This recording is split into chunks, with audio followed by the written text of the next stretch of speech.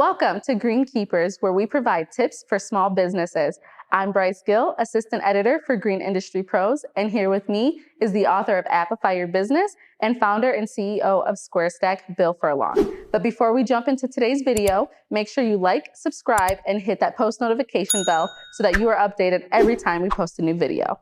So welcome back for another video of GreenKeepers. Let's dive right into chapter 6 here. You title it SaaS, S-A-A-S, and all that stuff. So let's dive into the cloud and how that works.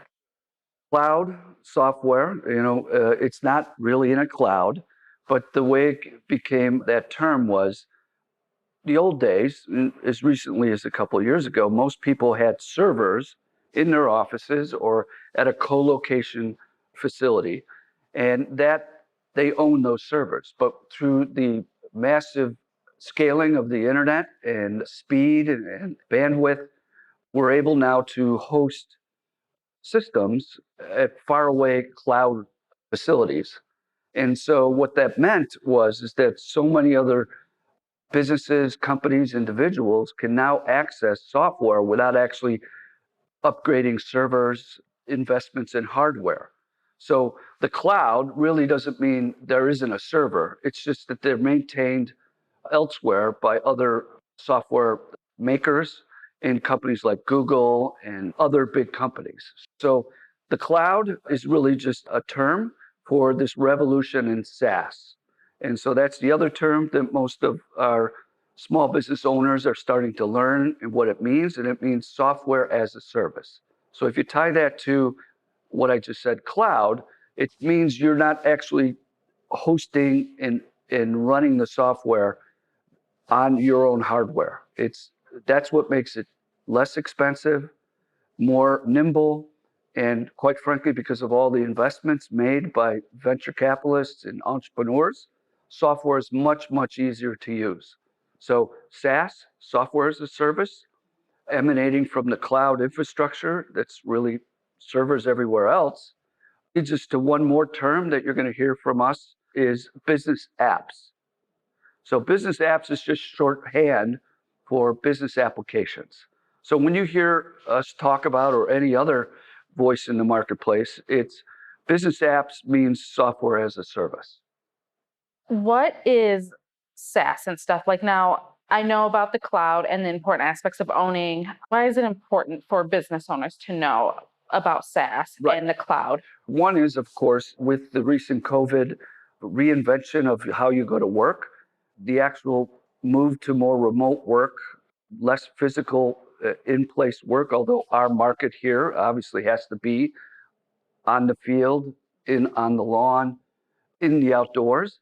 You need to lean into software to help you do your job better. And so whether it's as simple as writing checks and sending them out to your vendors, it's all automated. And many vendors expect to be paid online or paid via ACH. The game has changed so much that you actually need to use software to do your job, as opposed to a few years ago. And I would also say is that software as a service puts you in more control of your business, because you could actually save time by executing all these operational administrative duties via your laptop, desktop, smartphone, which allows you to go out and monetize that freeing up of time. So again, I think it's not that big of a mental leap to understand that automating things will give you more time to make more money, but there's the commitment one must make to engaging software. And I know we talked about, and you just mentioned, right, saving time with the software. Is Green Apps considered a SaaS? Yes, indeed, very much so. So the underlying engine that we partnered with Green Industry Professionals, SquareStack, we created it 2.5 years ago, and we have 20 different technology people working on the product. And so we host it, we maintain its infrastructure, we deliver customer service on behalf of Green Apps.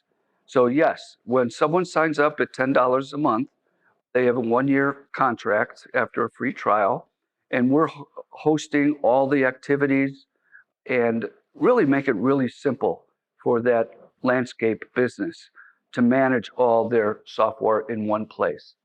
So how do you suggest business owners use SaaS to engage with their consumer? Yes. So it's interesting. I was just waiting for our interview, and I was reading one of your journals, and this is from Snow Pros, although there's no snow now. Snow Pro has an article here about how to do online reviews work, right? And it says here that 93% of your customers, the landscapers, see online reviews as very important. Well, you're not going to be able to manage your own online reviews unless you have software. So that software, there's tools like First Reviewer, Top Line Reviews. There's a variety of different software tools that allow you to manage all your online reviews. So there's just one small case of the only way you're going to be able to manage your reputation amongst your customers, who, guess what, are mostly online, is to actually use a software to manage those reviews.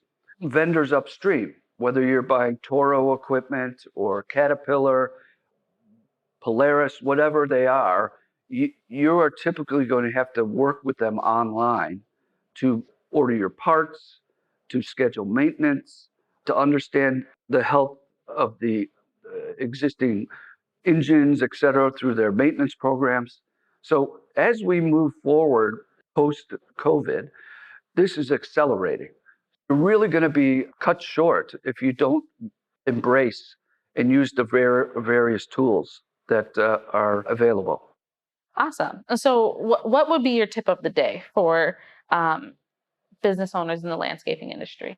Take an audit of some of your functions that cause you a lot of time allocations, like billing, appointments setting for your customers, project management. Take a look at, say, the top 5 activities that you're conducting every day, and try to match it up with some software that you're using. So accounting, you're likely using QuickBooks or NetSuite. Start to kick the tires a little further on those tools.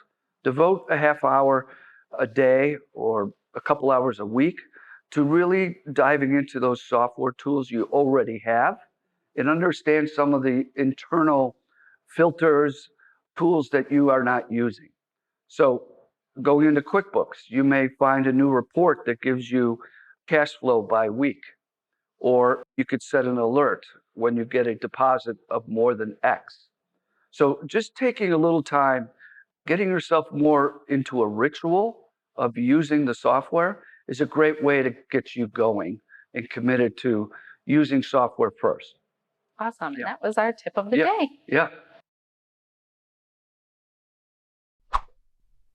That's all the time we have for today's tip. Make sure to tune in next week where Bill and I dissect the ins and outs of strategy and tactics. For more business tips and trends, be sure to visit Green Industry Pro's website by clicking the link below where you can download the free copy of Bill's book, Amplify Your Business.